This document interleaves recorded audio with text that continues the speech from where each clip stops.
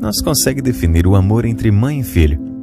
Ele nasce exatamente desse jeito, sem definição.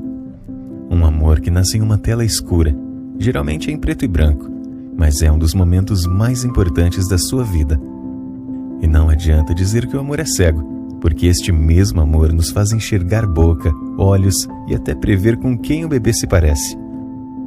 Nesse espetáculo em preto e branco, a Natos Diagnósticos se orgulha em fazer este elo de amor. Natos Diagnósticos, cuidando de você e de sua família.